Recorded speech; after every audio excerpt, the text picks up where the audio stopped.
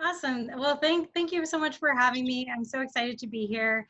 Josh and Jess, I'm so glad that you put this on. I've been looking forward to this for months. And thank you to everyone at TOCC and Chris and Santa Teresa for supporting. I have a not so subtle product placement here, but I'm gonna present and we'll get going from there.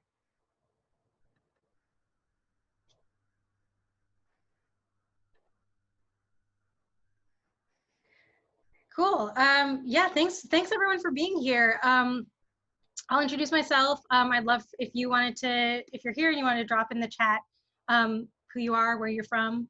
That would be really great to know. One comment is that if you go into the chat, I think the default is all panelists. So if you can change that to send it to everyone, that's nice too. But yeah, my name is Julia Segal. I use she, her pronouns. I am originally born and raised in Oshawa, but I'm based in California now, in Northern California.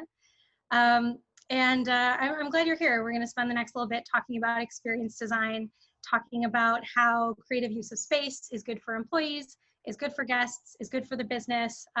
There's always a reason why I put employees first. It's because, as we'll talk about a little bit through the next little bit, is employees aren't often put first when you're thinking about design in food and beverage and design in general. A little bit about me, though. I kind of fell into design through a bunch of different F&B and kind of working in hospitality endeavors. I started out in operations. I worked in front of house, hosting, serving, coat check, all that stuff. I've done my entire career in hospitality. I kitchen managed a little bit. I worked in retail, I worked in QSR, and then I started working on a team that did a lot of restaurant openings. And then that kind of shifted me into the design and the construction phase and all the stuff that happens before you open. I'm not credentialed in the sense that I'm not an architect, but I've worked with a lot of architects. I've worked with a lot of kitchen designers. I've worked with a lot of interior designers. And at this point, I tallied not too long ago, I've helped design over 100 F&B spaces, I'd say. Anything that you can think of, pretty much. And most recently, I worked on a food hall, worked on a burger restaurant, and all that good stuff. So let's jump into it. I fell into design from the operations lens, from the working in front of house, working in back of house lens, and I started getting interested in sort of the empathy lens, empathy-led design, and my interest and my passion about it was really fueled by a lot of frustrating formative experiences that being kind of an outsider and looking in and being part of a lot of design projects, I was seeing and hearing a lot of stuff that really shocked me. And for the most part, I was shocked by how quickly the sort of operational requirements, the things that you and I need as employees to run our space and to work efficiently in our space and work comfortably in our space, were slashed or removed or changed in favor of, quite frankly, like pretty things and things that are a little bit more kind of surface level. I've got a bunch of horror stories. I won't tell you that many of them. One of the first projects I ever worked on, we were talking about seating, and there was just such a back and forth between the architects that we worked with about how ADA seating was just going to like ruin the entire design, even though, as we all know, like ADA is the bare minimum. ADA is not a conversation anymore. I had a project where the people I was working with refused to change some of the surfaces. So it was like backsplashes and countertops. They refused to change them even though the ones that they spec'd were not health department approved, like they were not washable, they were not scrubbable, they were not sealed. I worked on a coffee cart inside an Airstream trailer, and something had gone wrong, and the espresso machine was installed basically at eye level. So like the steam wand was like at your eyeballs, and the project manager suggested that we buy milk crates to fix that. Okay, my last anecdote, which is probably my favorite one. We did like an opening party for a big project we'd worked on for months, if not years, and the place kind of got trashed, including like a hole in the wall from someone smashing a wine bottle against the wall. And I just overheard the kind of executive who oversaw the entire project say, "Oh, well, I don't care about this space anymore as long as we've got the photos right. Like, as long as we've got the professional photos that we can, you know, send to Architecture Digest or whatever it is." So that is to say that my interest in this and my passion about this and me, you know, talking to people about this and trying to change this was fueled by all of these frustrating experiences and me telling myself, you know, there's no way that it has to be this way. There's no way that this has to be the common denominator. When I work on designs and on design projects, I'm always kind of representing the operator. I'm always representing making the space functional and best for the people who are moving around. It's always my job to point out the basic stuff, the stuff that's not that exciting, that's unsexy when everyone else wants to talk about like color schemes.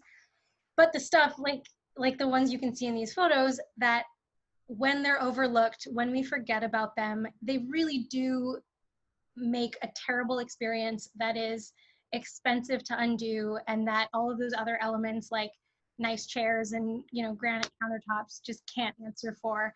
These aren't my photos, but uh, I've seen all of these things 100%, installing outlets where there's going to be water within inches of it, ADA bathrooms that are not ADA, and even, you know, this terrible toilet door coordination mishap that if they, you know, had to fix it properly would have been incredibly expensive to do. So that brings me to, you know, the area and the kind of topics within design that I find really interesting, that I find really important. And when I talk about design, I like to talk about experience design. I think that it's very all-encompassing. It doesn't just kind of start at that surface level of what you can see. There's so much more, and it's so much broader than that, and broader than what we often think. These three elements are some of the main elements or layers of experience design. You have layout, you have ambiance, and you have process. A good way to think about them is that layout is what you build, ambiance is what you can buy, and process is what you do. So layout it's all of those fixed things. It's infrastructure. It's what you build. It's the, you know, the walls, the clearances, what's affixed. Ambiance is more things that you can purchase, things like there's an acronym FF&E, furniture, fixtures, and equipment that fall into that. So that's smallwares, that's tables, that's tools, that's pretty much anything that you can purchase. And then process, which I think gets the least attention, is all of the steps that contribute to the experience of the people in those spaces. So if you're in a restaurant, the process is every step and every element that gets the food from the walk-in to the guest's plate and beyond. And, you know, similarly in a bar, it's all of the steps to get the guest their cocktail. When we're talking about experience design, we also have to talk about the experiencers, or at least we should talk about the experiencers. So when we think about who experiences and who we're designing for, the first group that comes to mind is guests. But another equally important, some would argue even more important group to consider and to sort of look through the lens of is employees. And we always forget employees. And if we're not forgetting employees when we're thinking through design, we're favoring guests and sort of removing certain elements that would be good for employees in favor of guests, which unfortunately I've seen time and time again is the truth. Before we get into the food and beverage world and bars and restaurants in terms of design, I like to kind of take a step back and talk about design in the world as a whole or at large. Because this is why I think it's interesting. This is why it's worthwhile to think about and to like reflect on how you move in spaces in the world and how it works or doesn't work for you. Because the truth of the matter is the design of the world is awfully biased. Whether you're talking about spaces, indoor, outdoor, whether you're talking about products, it's incredibly biased, and it's really not made for many of us. In fact, unless you're 5'9" and 167 pounds, which is a very specific size and shape, the world was not designed for you. It wasn't designed for your comfort. I definitely don't fall into those measurements, and I'm sure many of you watching here today don't also. There's a historian who speaks sometimes about design named Shirley Vida, and she basically says that design that trends towards standardization for efficiency's sake basically leads to what she calls a one-size-fits-all sort of world. But the size that we're talking about is this size here, is this 5'9", 167 pounds as the default and as the status quo. And I'm sure most of us can agree that that's just not true, and that's just not how most of us experience the world. There's some study and a lot of talk around this idea of male-dominated modeling. Basically, that design in the world is often skews towards a male build, a masculine frame, and other elements of masculine sort of bodies. One example is that there was a study that showed that dummies used in motor vehicle crash tests favor men and put women at risk comparatively. Another example, which I have definitely experienced, and you may have too, if you're chilly at work, it's interesting to know that the office formula in terms of the ambient temperature in your average office was devised for men. It was actually devised decades ago, and it was based on a calculation on men's metabolic rate and their body heat production. And so as such, like, it ends up being extremely uncomfortable for people who don't fall into whatever that, you know, status quo calculation was. And what I read recently, which is extra interesting, is that since it's colder, it's much worse for climate change and global warming. So what you have is a space that is tailored towards one type of body being uncomfortable for a huge subset of the population, and also being terrible for the world. So it's, you know, layers and layers of issues there. And this one's a recent one. A lot of PPE doesn't fit women, and in the coronavirus pandemic, it puts them in danger. In our line of work, there's a lot, you know, we've all experienced wearing different types of PPE, wearing different types of uniforms. Sometimes it's just uncomfortable and annoying, and sometimes it impedes, and as we're seeing here, sometimes it's actually dangerous. And I do want to call out that these three examples are male-dominated modeling. So they're talking about, and they're researching this narrow discussion of a gender binary between men and women, what those bodies look like on average. And even that doesn't have enough research around it. There's not enough research around different sizes, around differently abled bodies, ages, you know, you name it. There's really just not a lot of information, but we know about kind of what that default is, and moving around the world, how you can see how that plays out.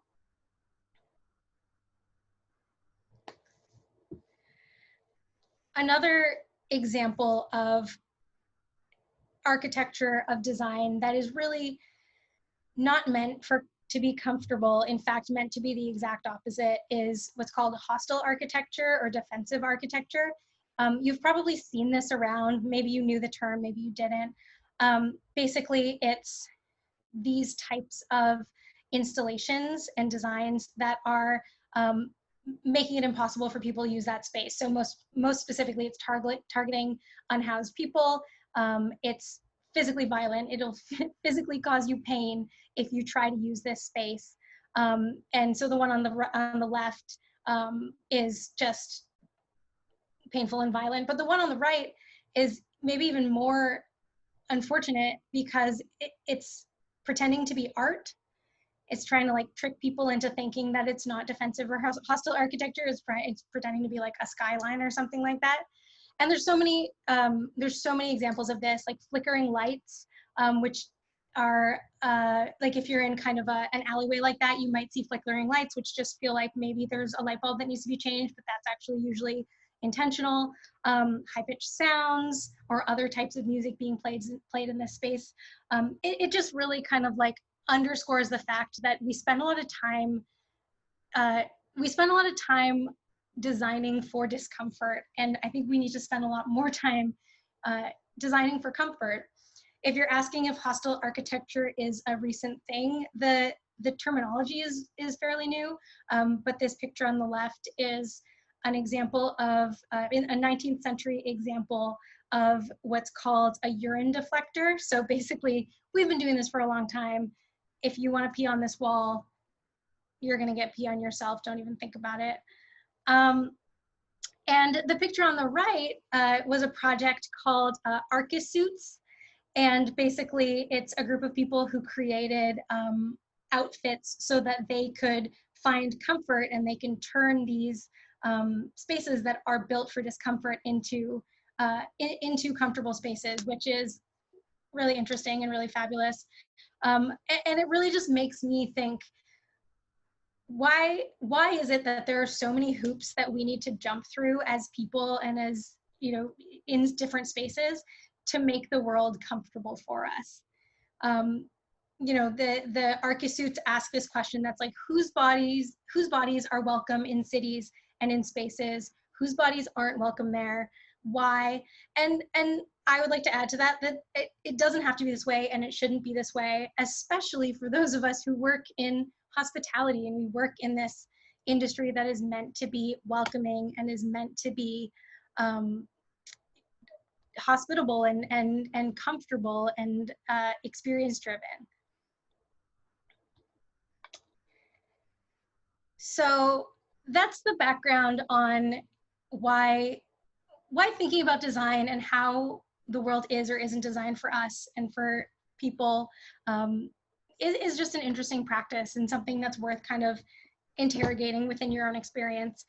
And that brings us to experience design specific to food and beverage. All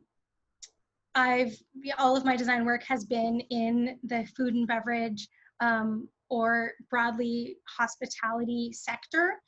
And with all of that experience, you know, what I the change that I strive to make and the impact I strive to make is to get more people to use empathy as a driving force in design decisions. I can tell you that it's not common.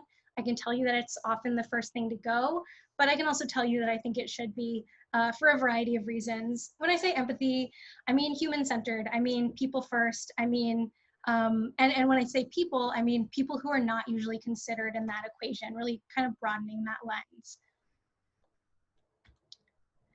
So given that many of you are work in bars, work in restaurants, are bartenders, and other roles, I'd love for you to pop into the chat from a guest perspective, what are elements of a bad bar experience? It could be experiences that you had, it could be just experiences that are universal, whether it's, you know, a place that's incredibly loud so that you can't hear yourself, you can't hear the bartender, you can't hear the person beside you. I'd love to hear some examples of bad bar experiences.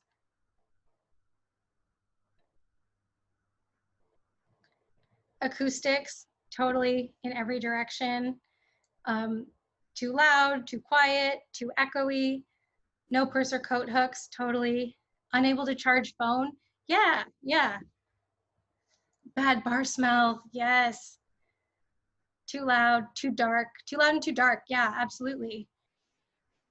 Dark menu, right.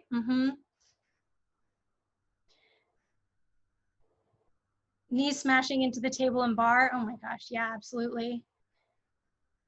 Too many people trying to order. no hooks, uncomfortable seats, bathrooms difficult to get to. And I don't know if you're based in Toronto, but in some of these cities where real estate is a real premium, the bathrooms are like you're going through like a corn maze or something like that. Sink sensors in the bathroom not working. That's a big one. We spend so much time, bathroom design is like the new it thing, but so often it's beautiful and not functional. Bar seat too close to the entry, cold in winter, hot in summer. Yeah, as much as you're trying to do temperature control in the building, if you're not thinking through that, then that table is kind of worse for wear. Coat hooks, I love that I'm hearing a lot of coat hooks. It's so true. Behind the bar, absolutely. Yeah, and you know, when I think about there's so many elements of a bad bar experience. Some of them are incredibly universal. You know, we heard coat hooks a bunch of times, totally uncomfortable seats, all sorts of things. And then some of them are more specific to you, right? So there's maybe a bad experience that has to do with you as a person, has to do with you and, you know, how you can interact with the space that isn't totally universal. I'll give you an example. I'm 5 feet 0 inches tall, and I absolutely hate. I don't know where you're if you're all from different cities, but those of you from Toronto, I absolutely hate the tables. I don't know if they still have them there. The tables at Italy in the piazza. They're standing when I went there. And when I worked there, they were standing room only, and they literally went up to my chin. Like they're those marble tables with the cast iron legs. And they made me feel like a child, and there was no way, there was no seats. There was, you know, at the time there was no bar seats or any way that you could pull yourself up there.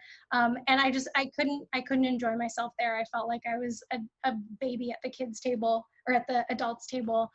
And I wouldn't go there because of it, you know, or I would go to a different part of the store if I was going to go there. So there are just so many different elements of a bad bar experience, and we're only thinking about the guest perspective, whether it's these universal things or whether it's a little bit more personal, like my story, or, you know, something that you experience that really grinds your gears.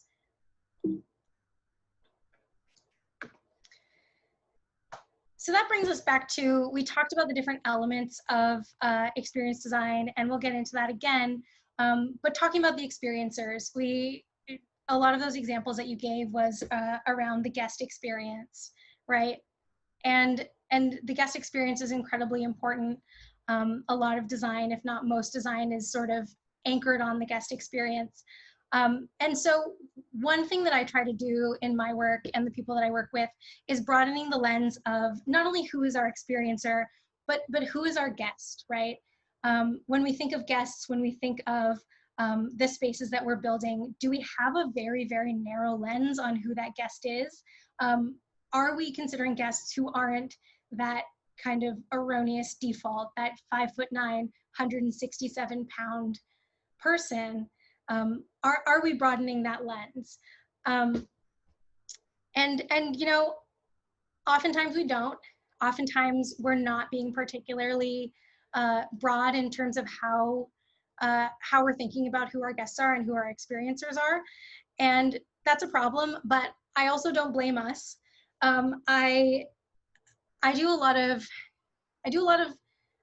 stock photo searching in my job, because I'm doing a lot of decks and a lot of pitch decks and, you know, client work and stuff like that. So I spend a lot of time on stock photos, and I can tell you 100% of the time it's extremely difficult to find all sorts of different types of people and bodies in stock photos for the work that I do and in stock photos in general. So this screenshot here is from probably iStock photo or something like that. And I simply searched group of people at a restaurant. And these were the top photos. So it just goes to show that there's kind of this limited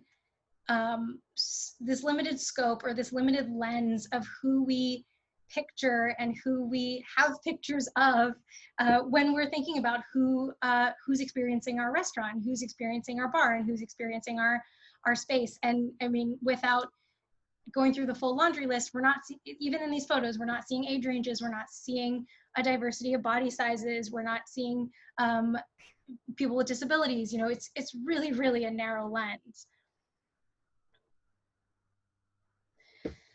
And so when we go back to the elements and the layers of experience design, when we work through these levels, my sort of call to action to myself and to the people that I work with is to challenge ourselves to create more intersectional criteria here for who we're designing these different layers, these different elements for. If you work in design, it often starts with mood boards. So most design of spaces starts with mood boards, anything from like a Pinterest board or a very, you know, well curated look and feel. But that's all that's ever on it, right? It's look and feel. So this is one that I took from whatever Radius Design.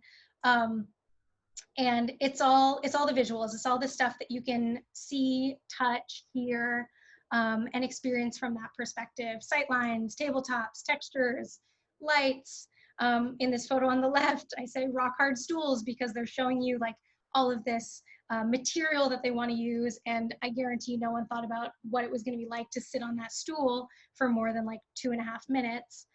And all of this is important, and it's really fun and it's nice.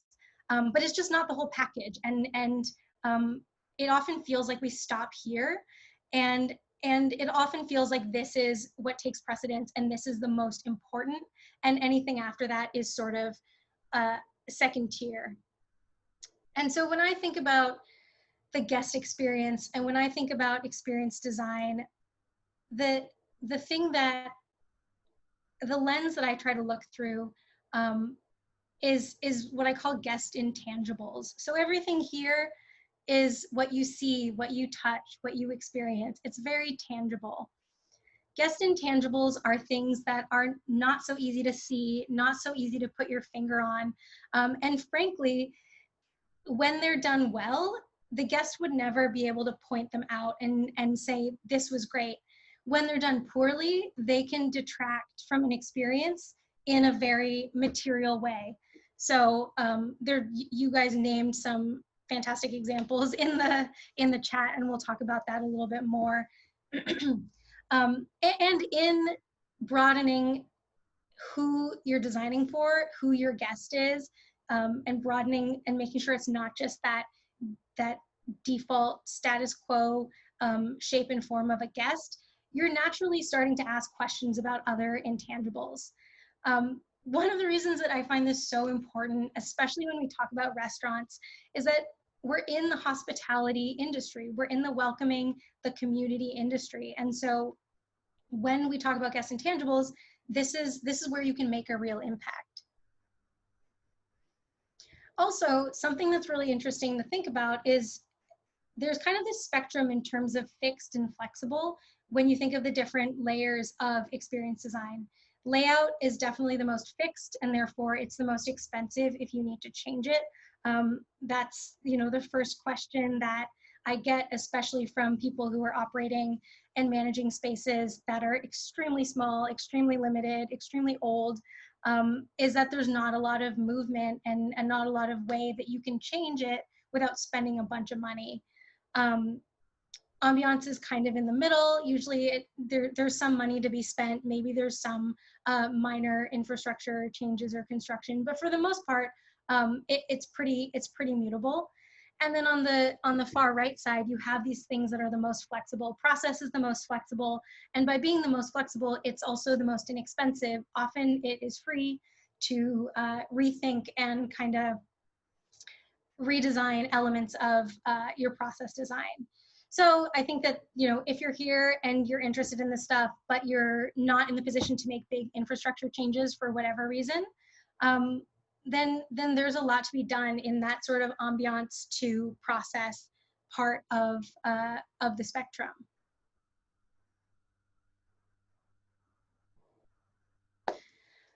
A couple of people already mentioned this guest intangible in the chat. Someone mentioned like knocking your knees underneath the table. I definitely have the experience of my feet dangling underneath the table. And the question to ask yourself there is if you have that good ratio. When you're thinking of bar heights, there's definitely standards when it comes to like bar heights and table heights and chair heights.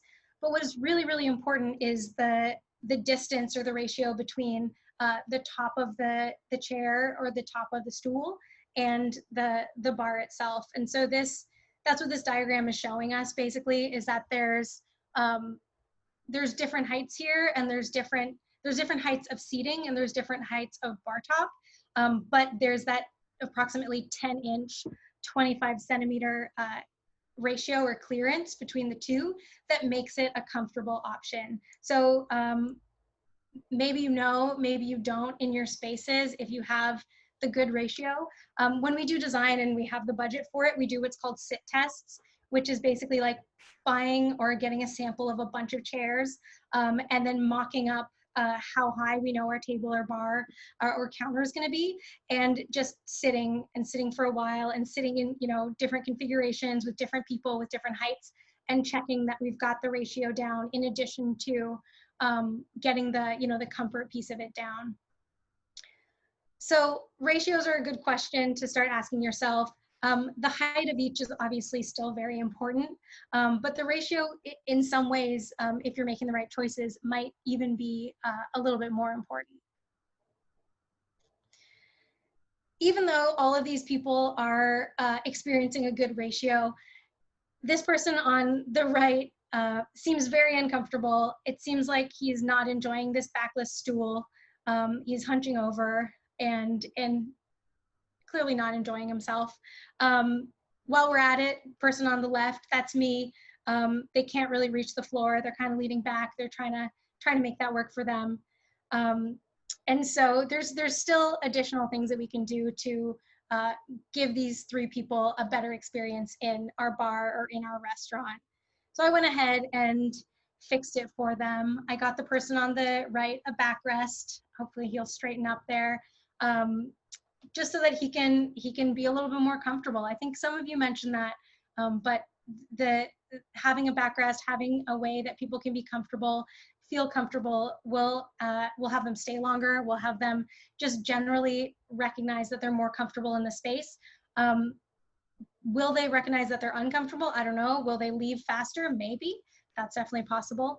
The person in the middle, I gave them a coat rack, or a coat hook rather. That was probably the #1 mentioned one in the chat.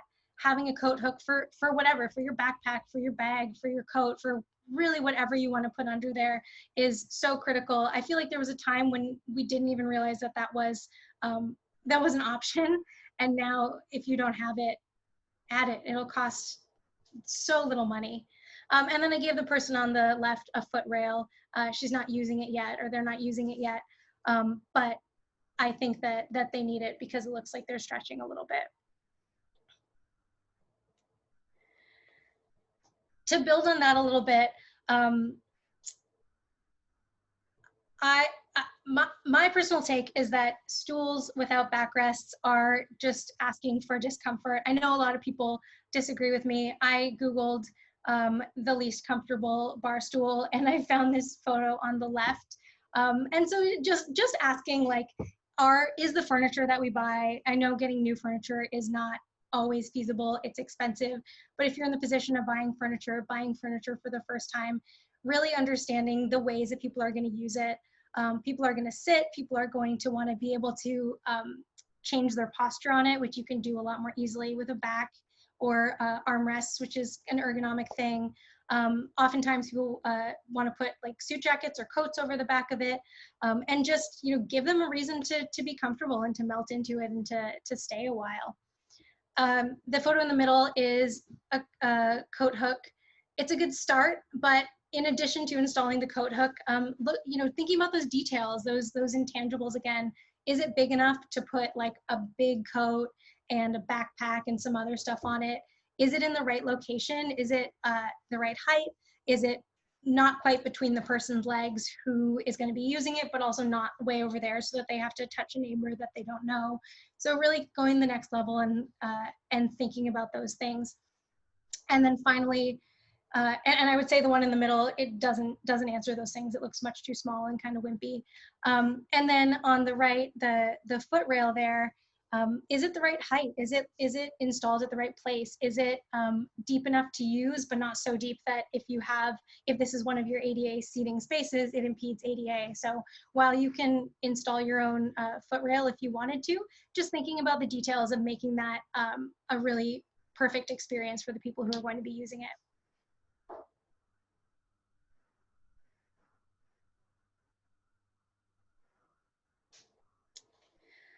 Bathrooms.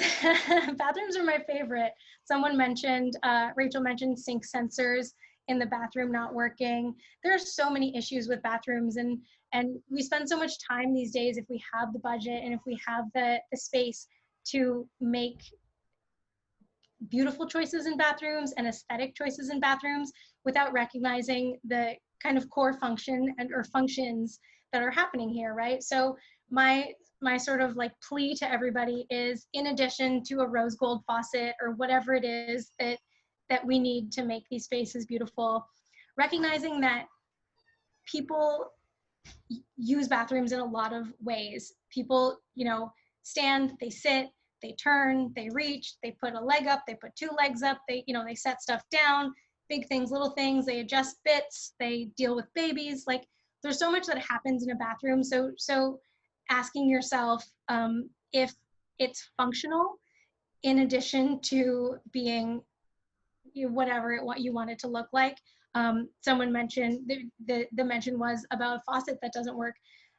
How many times have you been in a beautiful bathroom where you can't get the faucet to work, you can't get the sensor to work, or it splashes you because the bowl, which is custom and beautiful, doesn't match the depth of the faucet, which is custom and beautiful. So, I can clearly talk about bathrooms for way longer than anyone wants me to. But very simple questions to ask if you're wondering about your own bathroom in your space. Ask questions like, is the mirror too high? Is the toilet too low? Is there a hook that everyone can reach? I forget where I was, but I went to a bathroom somewhere where I had a massive bag and there was a hook, but I just couldn't reach it at all, no matter how high I jumped. So is the placement of that thoughtful? Is the faucet easy to operate? Yeah, exactly. And do people need to put things on the gross floor, or do you have a space for people to put their things? All of these are good questions. Aside from the toilet too low, which you can change, but I recognize is a little bit more of an infrastructure change. These are simple. These are cheap.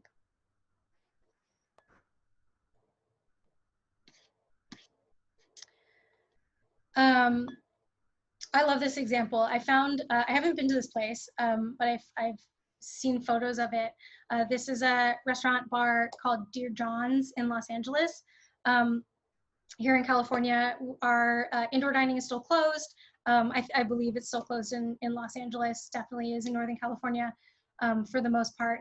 And so I was really impressed with them when I saw this photo, and they basically brought so many elements of indoor design outdoors, both tangible elements, both visual elements, kind of look and feel, as well as a lot of intangible elements.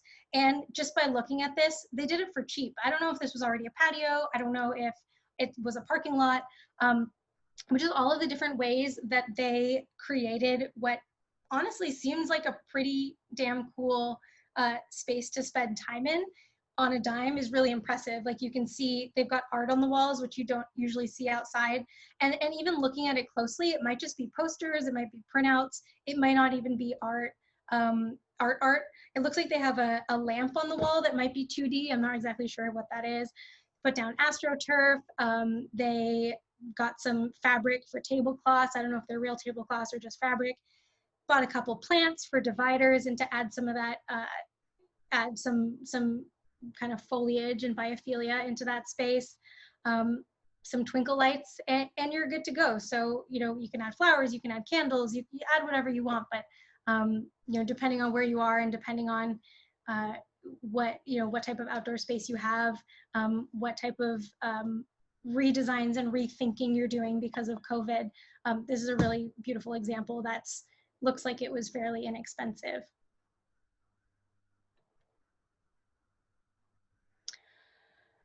Another element, a couple of elements, lighting and music zones.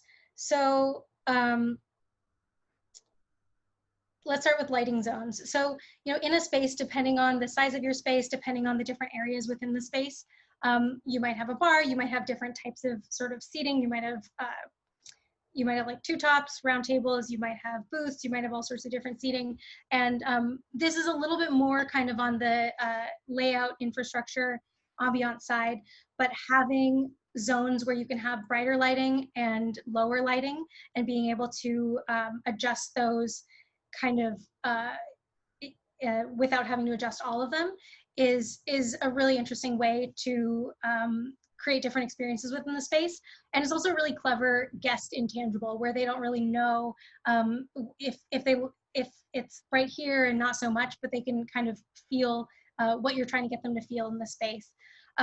Also around lighting, in my last job, we partnered with a school of the deaf, and we hired a number of employees from the School of the Deaf to work with us in the kitchen.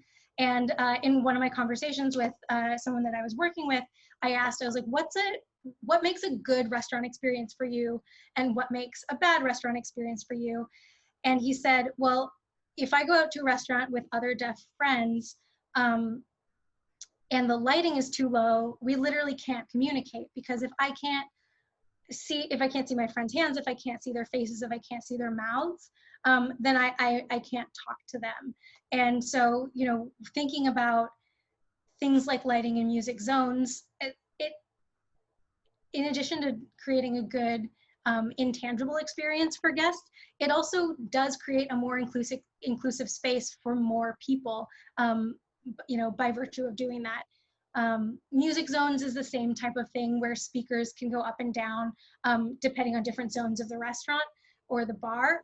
And it just allows, a couple people mentioned it being really loud. Well, maybe there is a section that you want to be like really bustling and loud, but offering different experiences throughout for different people is really crucial and creates those kind of intangible experiences that are not noticed when they're good and definitely noticed when they're bad.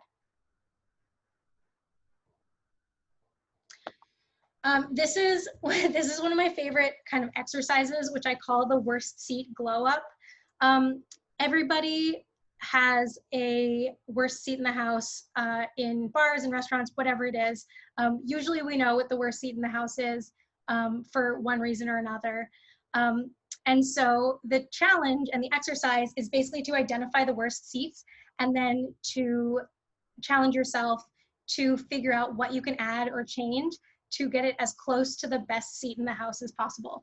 That's often not, necessarily possible to make it the best seat in the house, but really challenging yourself to ask questions and what changes you can do and how you could do some add-ons to that specific space to make it a little bit better. So, it could be indoor, it could be outdoor, it could be the bar, it could be the patio, it could be wherever. One question to ask too is, can anyone have a good time here? So, ways to make this area a little bit more exciting.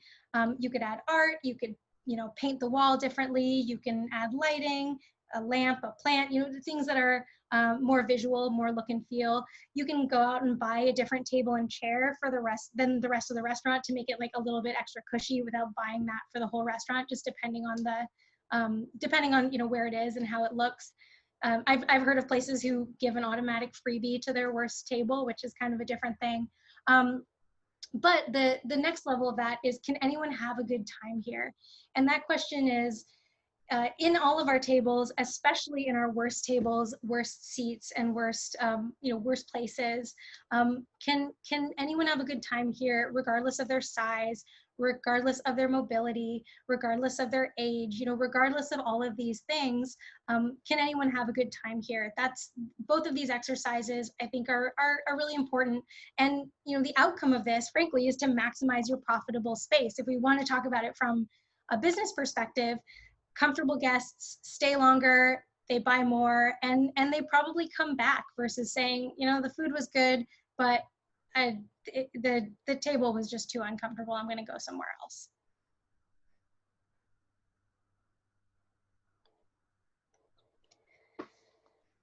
So that's all to say that there are so many different ways to think about design, think about experience design through an empathy lens when we're thinking about guests, and we're thinking about what that broader cohort of guests that we could be creating welcoming spaces for looks like.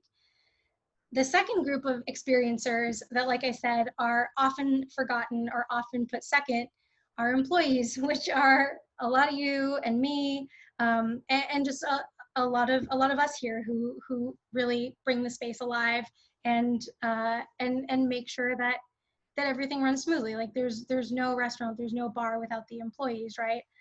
And the interesting thing about being an employee and working in the space is that both you're both the experience creator and, in a different way, the experiencer of that design, right?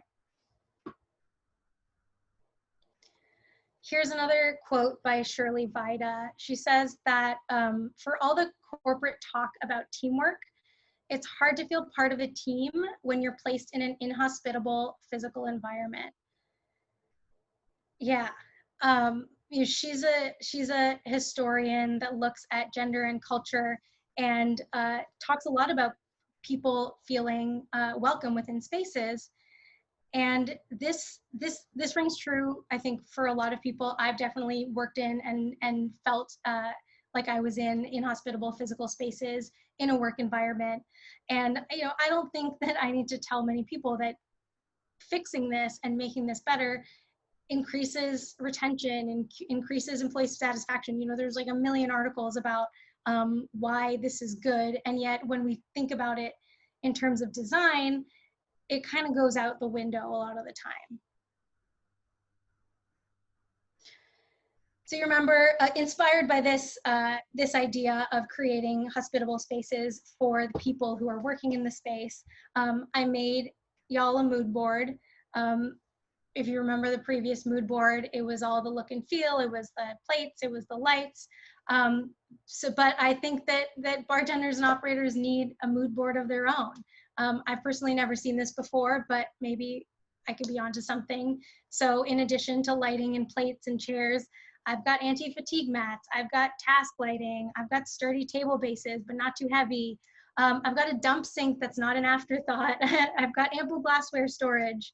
I've got PPE that fits, and I have tools that work. So hopefully, hopefully we're onto something with making a mood board, not just for guests, but also for employees. And unfortunately, there are just so many examples within design in the food and beverage space that lack empathy, that lack inclusivity in terms of the lens that we're looking through when we're designing, and specifically for employees. This is an experience that I've had where I've been charged with ordering chef coats, and a lot of smaller employees, women, or just people with sort of masculine builds are, you know, rightfully want coats that fit them, and those coats are more expensive than the sort of like average coat that we're just getting sent. I shouldn't say average, like this larger like masculine coat that we're being sent from, you know, whatever laundry company we're using. A uniform is a tool to do the job, and so if the tool to do the job is not there, then you know, why is it premium? It definitely shouldn't be that way. This picture here, though, is from Tillet Supply, which I've never purchased from, but all of their different sizes and shapes are the same price, so shout out to them. This one's my favorite because I've seen it so many times.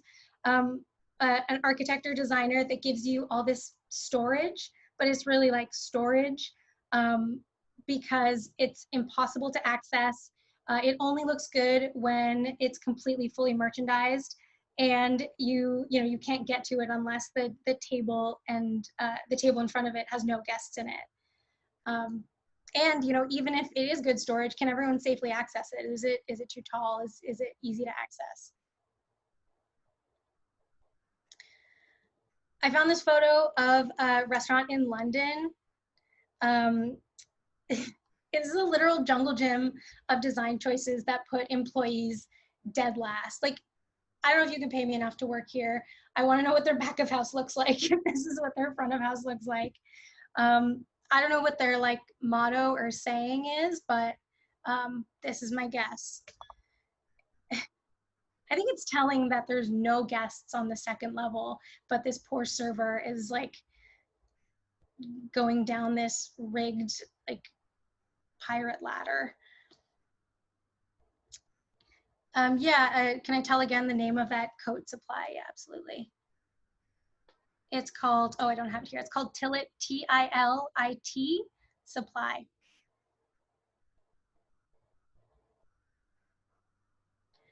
So I asked you earlier, what are elements of a bad bar experience from a guest perspective?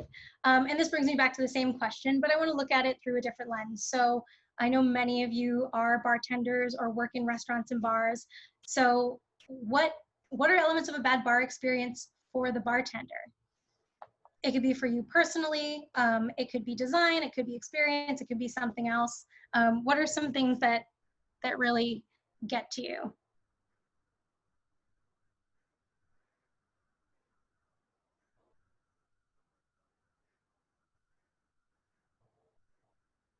Beer taps 100 feet away, can't hear the guest's order, top shelf lighting, no plans for service well, bar too deep to reach over. Yep. Do you mean when you're working? I mean when you're working. Running out of ice. Yeah, I don't have a big enough ice bin or enough space. Obstructive view. Oh yeah, having bus bin or dump sink that's so close to patrons that you're just always in their face dumping things or have to tiptoe around it. Bottles too high. Low prep area. Yeah, those ergonomics. Having to duck out of the bar because it doesn't open up. Oh, because there's either a swinging door or there's a latch door. Space between the bar and the wall too narrow. The wall behind you, like the clearance. Yep, totally. One POS for a huge bar. Yeah. Oh, absolutely. Yeah, these are all such great examples. They're so relevant, and you can see that if a lot of them were taken into account during the design of the bar, you know, even if the space is compact, even if the space is small and it's restricted, so many of these things are not contingent on that, right? um, if we come back to this, the layers or the levels of experience design, and look at it a little bit differently. The list of things is different when the experiencer on hand is the employee, right? The fixed to flexible stays the same, but what falls under layout, what falls under ambiance, and what falls under process change when you're looking at it and designing from the lens of the bartender or someone working in the space.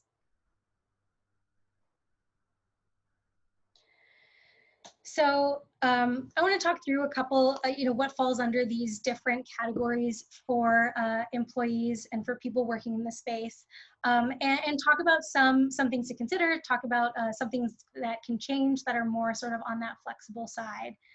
Within layout, a lot of you mentioned a lot of these clearances. So how much space is from the back of the front of the bar or other areas of the space. Reaches, heights, so reaching forward, reaching down, reaching up, what's in your reach, what's out of your reach. Distances, for sure, the bar tap that's 100 feet away, absolutely. And functional storage, so you might have storage, but is it functional? Does it work? Or is it just, it's not the right size, it's not the right depth, it's not the right shape? All of those things, basically you have like a piece of furniture if it's not functional. This is like the most classic example of a layout that from the guest's perspective, everything's great. They can't see anything wrong with it, but is just terrible for employees. You have this stick person here, and they have to bend over quite far because they have what looks like a double speed rail in front of them, and they're just in this like terrible ergonomic position. And this, it's hard to fix now, but at the time, if you had not extended the counter, if you had extended that counter to be longer and to be deeper, while keeping reach in mind, if you question the double speed rail, then all of these things would have just made a better experience for the person on this side of the bar. They even gave some two foot options for the guest, but this poor bartender.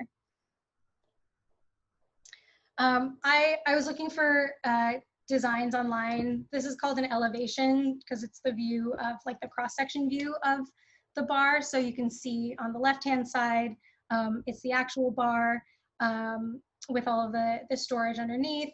And then on the back, there's a counter and there's, some other stuff there. My favorite thing about this is that this was titled Ergonomic Bar Design for Maximum Bartender Efficiency and Profits. And just looking at it for like 5 seconds, it's riddled with issues. So one person called this out in the chat, and one thing to note that, like, especially in constrained spaces, that when we grow guest spaces, which oftentimes we do need to grow guest spaces, we forget that the employee space shrinks. So the clearance shrinks, the back bar shrinks, all of the space that you need to do your job gets smaller, and you don't get smaller. So it doesn't necessarily make sense. And it's not just about circulation. It's not just about like passing people. It does impact every element of doing your job. Looking at this ergonomic bar design, allegedly, you have, first of all, you have these 2 shelves that appear to be just 1 bottle deep. So good luck having backstock of bottles there. You can have 1. Hopefully you're only going through 1 bottle of every single thing in a night. And the thing about this is they could have given you bigger shelves. Like, they didn't have to make them that small. Like, unless they were trying to save money on a couple square inches of wood, that's just an oversight. This looks like a super shallow bar. So someone mentioned not having enough space, which is the opposite of having too long of a reach. But in a restaurant, in a bar, you need, on the guest side, you need them to have their drinks, you need them to have plates and some space potentially. And then on your side, you need space to mix, you need space for your garnishes. There really are 2 different people doing 2 different things on a counter, and not recognizing that in the design is a huge problem. I think this is a riser for ants. I don't know what you're supposed to do with that. Really, the whole back bar here was a complete afterthought. So this is just to say that whoever designed this and called it an ergonomic bar design for maximum bartender efficiency and profits missed a lot of ergonomics and efficiency. The second piece is ambiance. And when you think of ambiance from the guest perspective, you know what we think about. It's all the look and feel and the stuff that you see. That's quite different from the employee perspective. So the first one is what I call sound sanity. So is the sound, the noise in the space, since you're spending hours and hours and hours and hours there, is it something that's going to keep you well, mentally? Task lighting, so making sure that while we're spending all this money and time on like beautiful lighting in the space, you also have lighting to do your job. Comfort, all different elements of comfort, and what the back of house looks like. I don't know if anyone heard about this, but Starbucks had some deal with Hamilton, the musical, where it was for Alexander Hamilton's birthday. And they had this exclusive deal that for 1 week straight, during all opening hours, they played the mixtape on repeat. And so the mixtape was 2 hours and 16 minutes, but it had multiple versions of the same song on it. So imagine that you're working 5 days a week, an 8-hour shift. That's 40 hours of Hamilton that you didn't sign up for. And then there's news stories about it. Like it's not just kind of a joke. It comes back to that sound sanity of the people who aren't just spending 2 hours in the space to get a drink. They're spending 8, 10, 12 plus hours in the space. It's like those of us who worked at the mall and holiday music in the mall. Another example of ambiance, which there was a project that I worked on, which was really great. If you have a dish room in your space, oftentimes it's the least money is spent on it, and it's not always a very nice experience. Like it can be very, very hot. The ventilation can be very poor. And so I worked on a project where they prioritized making the dish room a nice space. So they added more premium finishes than stainless steel. There was natural light. Actually, there was a window to the outside. And they added some art and some other things while keeping it compliant. And so obviously that's a bigger budget project, but you know, considering employee spaces in the same way in terms of ambiance that we consider guest spaces. This is just a lovely photo of, you know, a person working and some guests interacting. And I took the liberty of adding a very, very common mistake that is put in place that I think is missing here, which is pendant lights that are hung woefully low. I don't know if anyone has experienced this. You must have, because it's so common. But you choose these beautiful lights, you put them just at the right height for people to enjoy over their meals and over their drinks. And then the poor bartender or the poor person working smacks their head on it.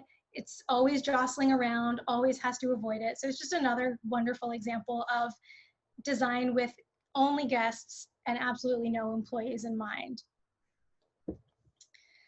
And then finishing on process, there's so many different elements to process, but it's such an integral part to experience design. It's not something you see. It's definitely not something you see as a guest. It's definitely noticed by guests when it's done poorly, but the real impact is on employees. The good news is that it's the cheapest to change and to make adjustments with. And so I wanted to talk through some of those elements, and I have a couple of examples of things that I've worked on that have improved process in spaces, in F&B spaces that, you know, maybe could be relevant to you.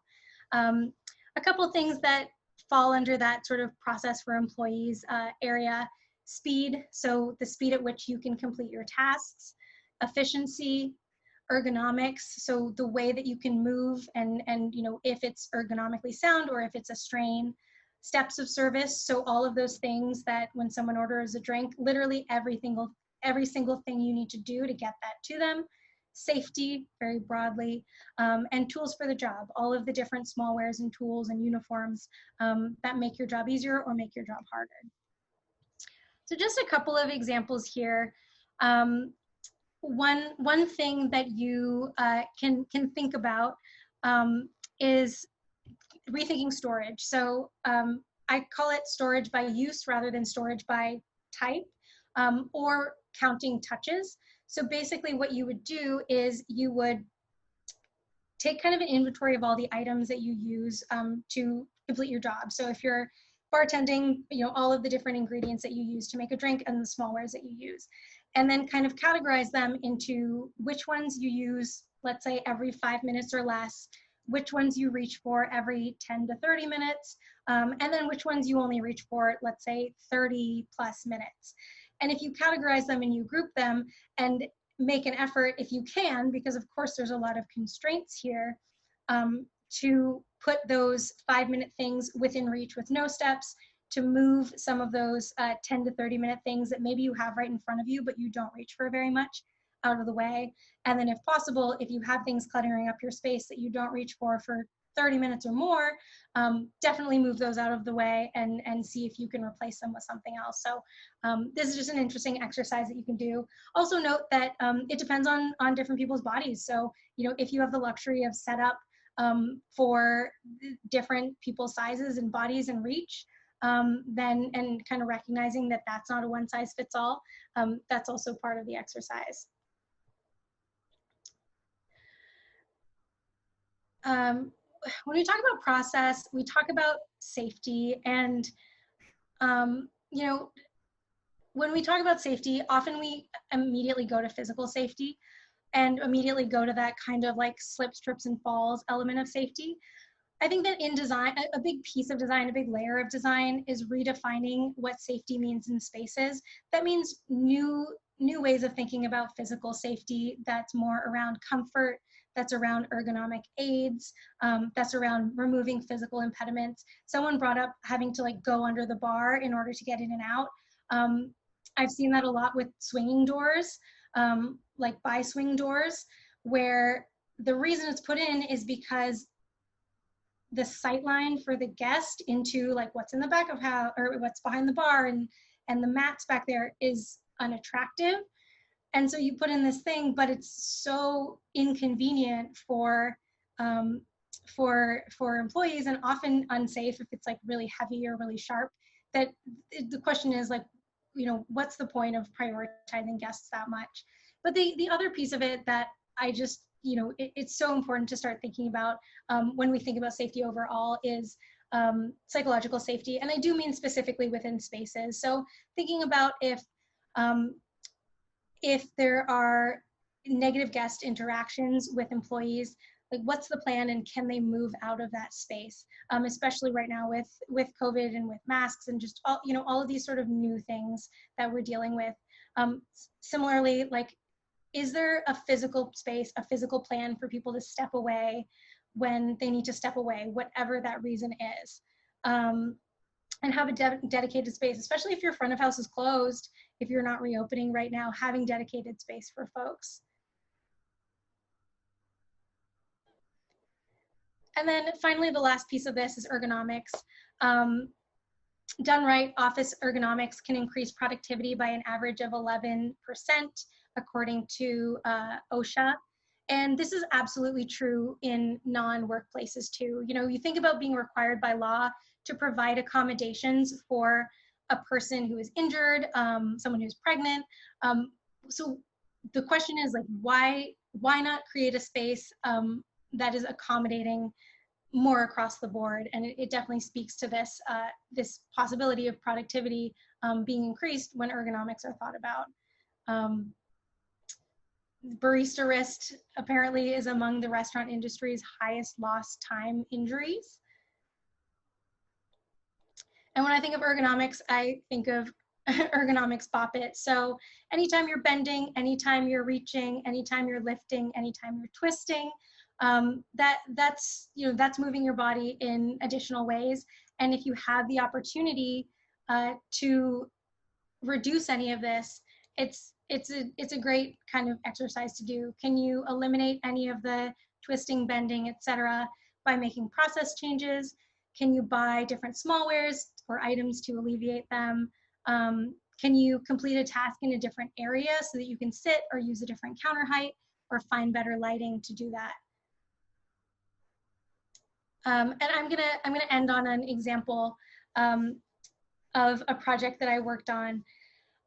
And so really this speaks to kind of the business piece of it, the return on investment of really thinking about some of these process changes and what you could potentially think about, put in place, you know, interrogate within your space. So I worked on a kind of like a quick service salad concept, kind of like Sweetgreen.